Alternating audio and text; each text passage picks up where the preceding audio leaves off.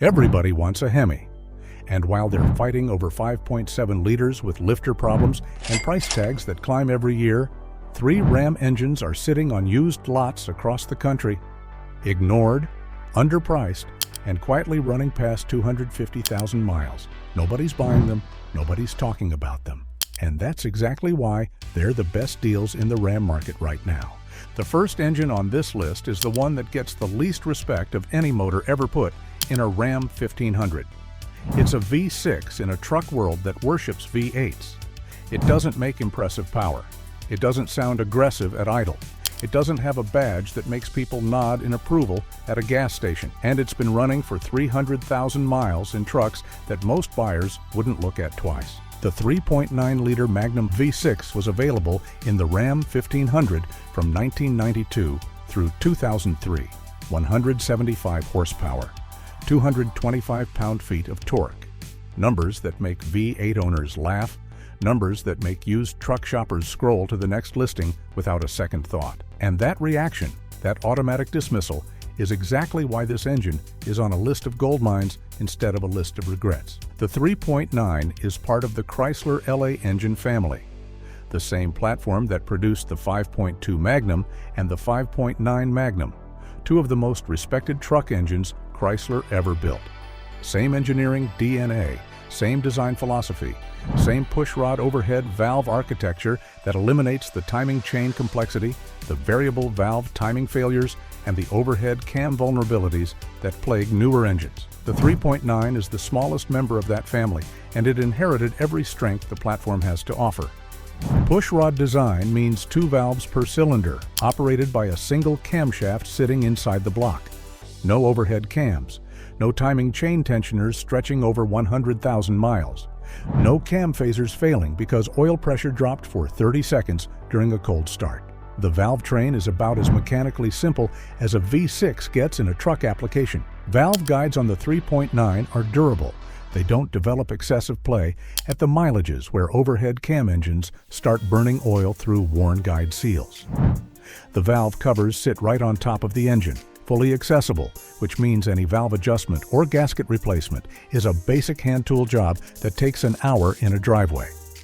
The 3.9 pairs naturally with the A518 transmission, the fully hydraulic 4-speed that appeared on the best list in the transmissions video on this channel. That combination, the 3.9 Magnum and the A518, is the most mechanically simple drivetrain ever offered in a Ram 1500.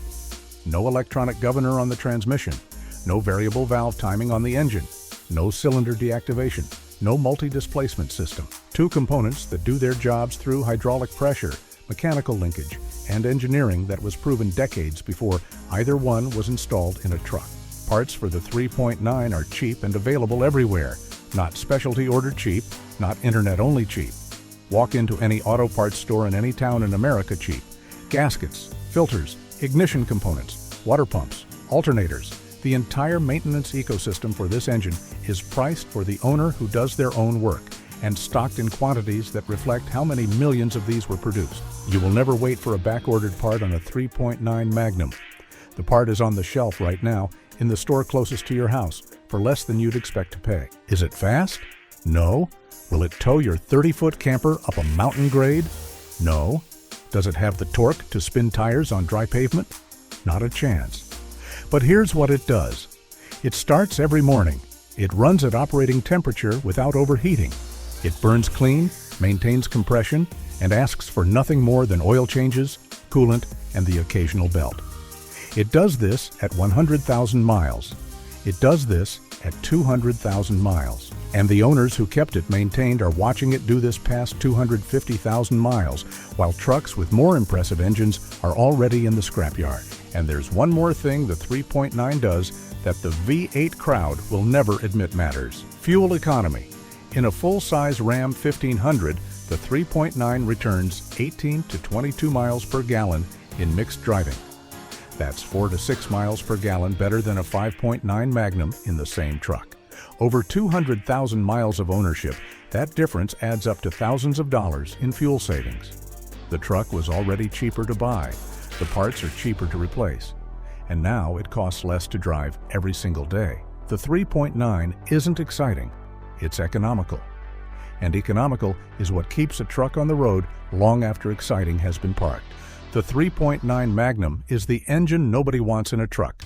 And that's exactly why it's the engine that never lets you down. Every buyer who scrolled past a 3.9 listing was looking for power.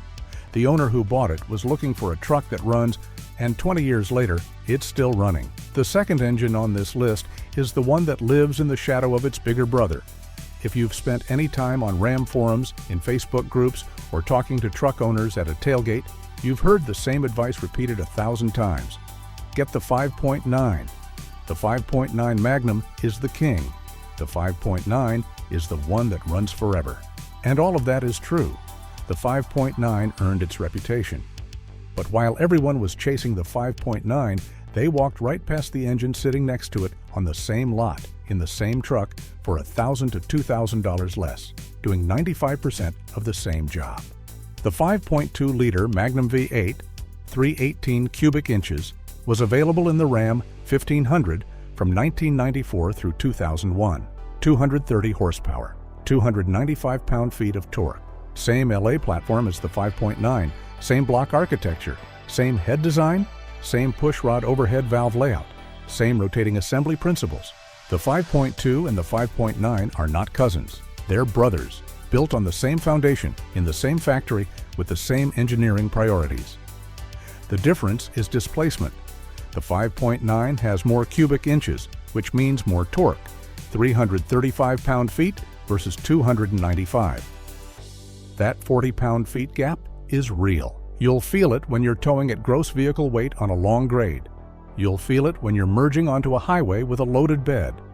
But in daily driving, commuting, errands, light hauling, weekend trips, that 40 pound-feet is invisible. You will never notice it. The 5.2 pulls your truck through traffic, up hills, and down highways with the same confidence the 5.9 does in 95% of real-world driving situations. And here's where the math gets interesting. Less displacement means less torque per combustion cycle.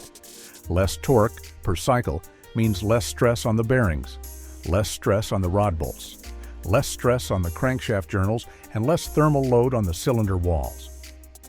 The 5.2 is doing less work per stroke than the 5.9, which means at the same mileage, the internal components have accumulated less cumulative fatigue. It's not that the 5.9 is fragile, it's that the 5.2 is loafing. It's cruising through its operating life at a lower percentage of its mechanical capacity, and that margin translates directly into longevity. The parts pool is identical, not similar, identical. Gaskets, filters, water pumps, distributors, fuel system components, the 5.2 and the 5.9 share the same ecosystem. If a parts store has 5.9 Magnum components in stock, they have 5.2 Magnum components in stock. Pricing is the same, availability is the same. Any mechanic who can work on a 5.9 can work on a 5.2 with zero learning curve because the engines are architecturally the same. On the used market right now, a Ram 1500 with a 5.2 Magnum sells for $1,000 to $2,000 less than the identical truck with a 5.9. Same cab, same bed, same trim level, same mileage range. The only difference is the badge on the fender and 40 pound-feet of torque that most owners will never use. You're paying a premium for a number on a spec sheet that makes no measurable difference in how most people drive their truck every day. The 5.2 Magnum runs 300,000 miles on the same maintenance schedule as the 5.9. Oil changes every 5,000 miles, coolant that isn't a decade old, and an owner who doesn't ignore the basics. It's the same engine, same durability, same track record, same LA platform reliability that built Chrysler's reputation for truck engines. The only reason it's cheaper is because it has a smaller number on the displacement badge. Talk to anyone who's owned both a 5.2 and a 5.9. Ask them about reliability, ask them about repair costs, ask them about how many times they wished they had more power during a normal week of driving. The answer is almost always the same. The 5.2 did everything they needed it to do, and the 5.9 did the same thing while burning slightly more fuel. The difference on paper is 40 pound-feet. The difference in the real world is a smaller fuel bill and a lower purchase price. That smaller number on the displacement badge is the best deal in the used Ram market for anyone who wants a V8 truck that lasts, without paying the premium that the 5.9 commands. If that changes how you shop for your next Ram, hit subscribe and drop a comment below telling me which engine is in your truck right now. That's how I know what to cover next. Now here's where this gets interesting, because the third engine on this list is one you've already seen on this channel, and when you saw it, it was on the worst list. If you watch the worst and best Ram engines video, you know exactly which motor this is, the 4.7-liter PowerTech V8. And right now, you're wondering why an engine from the worst list is showing up on a list of gold mines. Here's why. The 4.7 PowerTech was available in the Ram 1500 from 2002 through 2013. Single overhead cam V8, 230 to 310 horsepower depending on the year and configuration. On the worst list, it earned its spot. Aluminum heads that warp when overheated. A triple timing chain system with tensioners that wear and guides that crack. Oil sludge buildup that starves the top end. Head gasket failures that cost more to repair than the truck is worth. Every one of those problems is real. Every one of them is documented. And every one of them has a specific trigger condition that determines whether the 4.7 dies at 120,000 or runs past 290,000. The trigger is heat. Every catastrophic 4.7 failure traces back to overheating, either a single severe overheat event or repeated moderate overheating from a neglected cooling system. The aluminum heads expand faster than the cast iron block under thermal stress. One bad overheat, a stuck thermostat, a failed fan clutch, a cracked radiator hose on a summer highway, and the head warps. Once the head warps, the gasket compromises. Coolant enters the combustion chamber or the oil passages, and the engine that was running fine yesterday is now a $4,000 repair bill sitting in your driveway. But here's what the worst list didn't tell you. On Ram forums, the ones where owners post odometer photos with their maintenance logs, 4.7 PowerTechs are documented at 220,000 miles, 250,000 miles, 292,309 miles confirmed with photos. These aren't anomalies. These are 4.7 engines owned by people who understood exactly one thing: keep it cool and don't ask it to do what it wasn't designed to do. The 4.7 that dies at 120,000 miles is the one towing a 7,000-pound camper through the Rockies in July with a radiator that hasn't been flushed in 6 years. The 4.7 that runs past 290,000 miles is the one driving kids to school, commuting 40 miles round trip on flat highways and getting its coolant changed on schedule. Same engine, same hardware, same casting, completely different life expectancy based entirely on how the owner used it. For the daily driver who doesn't tow or tows light under 5,000 pounds on flat terrain in moderate weather, the 4.7 is one of the cheapest Ram 1500 engines on the used market right now. Cheaper than any HEMI. Cheaper than a 5.9 Magnum. Cheaper than a 5.2 in most markets. You can find running, clean title Ram 1500s with 4.7s for prices that HEMI buyers wouldn't believe. Trucks that would cost $8,000 to $12,000 with a HEMI under the hood are sitting at $3,000 to $5,000 with a 4.7. Same cab, same bed, same features, same mileage range. And the reason the price is that low is because the 4.7 has a reputation built on the failures of owners who abused it, not on the capabilities of the engine itself when it's used within its design parameters. The maintenance protocol is non-negotiable. Coolant system inspection every 6 months. Thermostat replacement at the first sign of temperature fluctuation. Don't wait for it to fail completely. Radiator flush every 3 years or 60,000 miles. Oil changes at 5,000 miles with full synthetic. No exceptions, no extensions, no trusting the oil life monitor. If you do those 4 things and keep the 4.7 under 5,000 pounds of towing load, you're looking at an engine that will outlast the frame it's bolted to. The single overhead cam design means less rotating mass than a pushrod V8 at equivalent displacement. Lower rotating mass means less inertial stress on the bearings at sustained highway RPM. For a daily driver holding 70 miles per hour for an hour-long commute, the 4.7 is mechanically relaxed in a way that a higher torque engine under load isn't. It's not working hard. It's cruising. And engines that cruise instead of strain are engines that last. The difference between the worst list and the goldmine list isn't the engine. It's the owner. The same 4.7 that self-destructs at 120,000 miles on a truck that tows every weekend reaches 290,000 on a truck that commutes 5 days a week. You decide which list yours falls on. Not the engine, not the dealer, not the forum experts who told you to avoid it.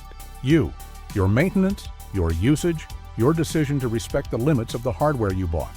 And if you make that decision correctly, you're driving a Ram 1500 V8 that cost you less than most people pay for a sedan, and it'll still be running long after the sedan is gone.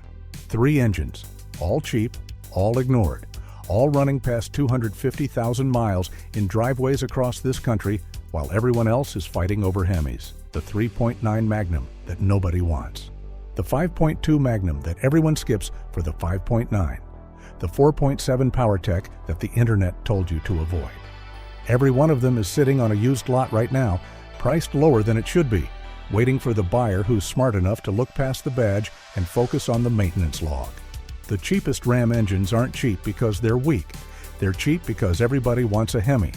And while the HEMI buyers are arguing about lifter failures and $8,000 engine replacements, these 3 motors are doing what they've always done, running quietly, cheaply, and reliably past the mileage, where most trucks have already been traded in. The best deal in the Ram market has never been the most popular engine. It's never been the one with the biggest badge or the loudest exhaust note. It's been the one nobody's looking at, the one still running when everything else has already been replaced.